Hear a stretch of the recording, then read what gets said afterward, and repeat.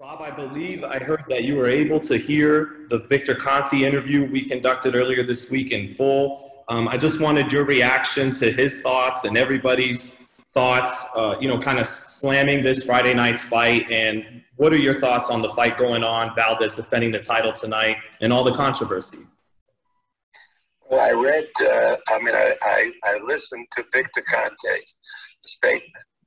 And the point is, we got to be crystal clear. He doesn't like the rules.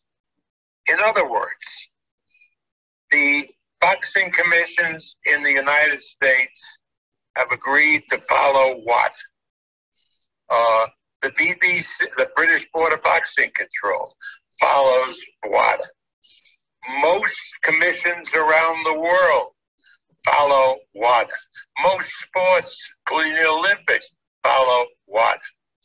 Now, what WADA says is there are certain substances that may be found which are not disqualifying, and they only are disqualifying in competition. That is the rule. Now, otherwise, you get terrible, terrible confusion. For example, the UFC, which is based, as its top rank is, in Nevada. The UFC has made a statement that if a fighter has what the substance that Valdez had, that if he is then negative and he doesn't have it at the fight, he's allowed to fight. And in Nevada, that is the rule. And ask Bob Bennett, that is the rule with UFC fighters. Now, Conte's argument is that it shouldn't be the rule, that there shouldn't be a provision that allows a fighter who tests for a substance out of competition to compete at all. Now, that's his opinion, and I'm not an expert. I'm not a toxicologist, but I'm a lawyer. I read what the rules are. And this is all a load of nonsense. It's a load. In other words, if a commission bans a fighter from fighting because he had a substance that is okay outside of competition, the commission is liable to damages. I mean, what the hell are we talking about here? Right. It is clear that that there was some kind of substance that was detected middle of October. By the end of October, nothing, nada. Presumably at the fight, nada. Therefore, he's allowed to fight. And I think that's the difference, I believe, Bob, in the opinion that you have and the opinion that Victor Conte has. Victor Conte has. Mine isn't an opinion. Well, what you're saying, yeah. He's arguing. No, listen. Okay. He's arguing that it shouldn't be the rule. That if you have this substance, you're out. And forget about the nonsense, competition, not competition.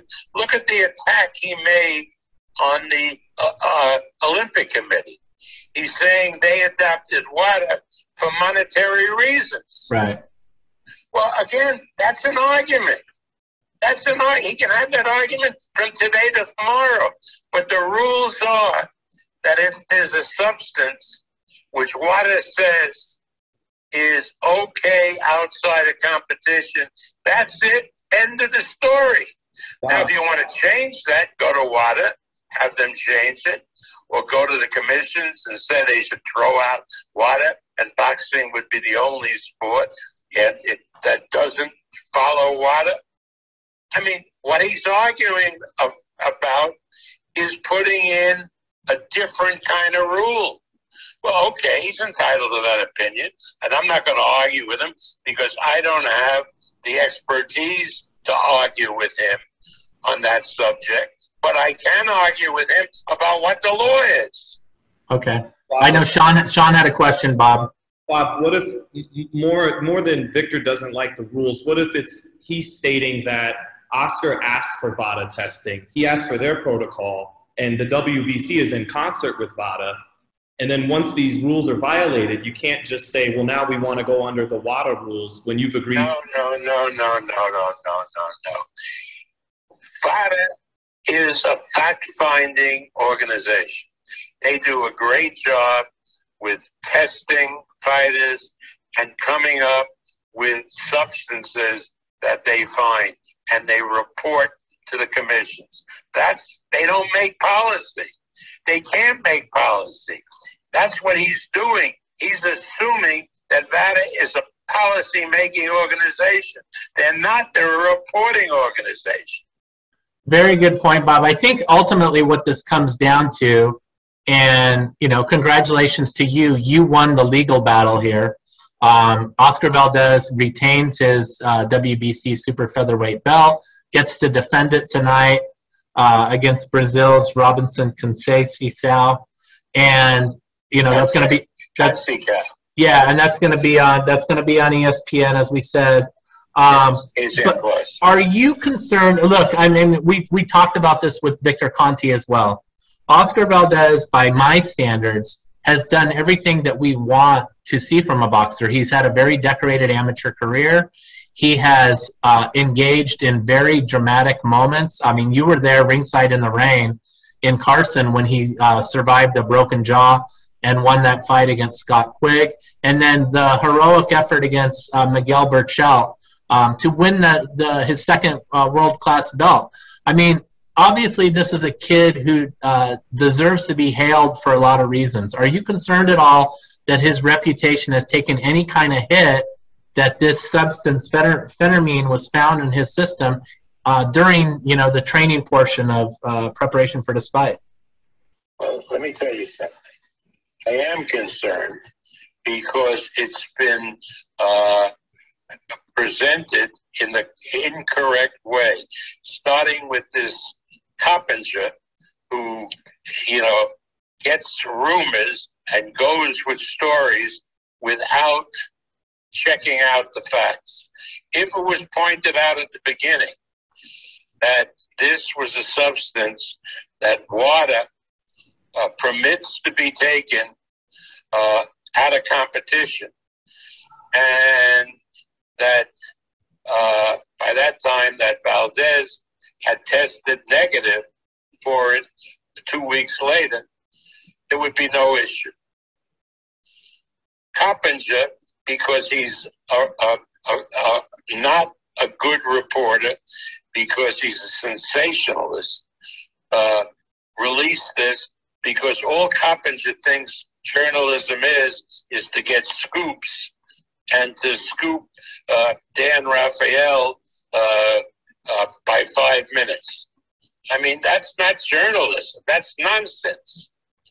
So, yeah, Oscar's reputation will suffer because of this, and that will be unjustifiable and will be, in my opinion, very wrong.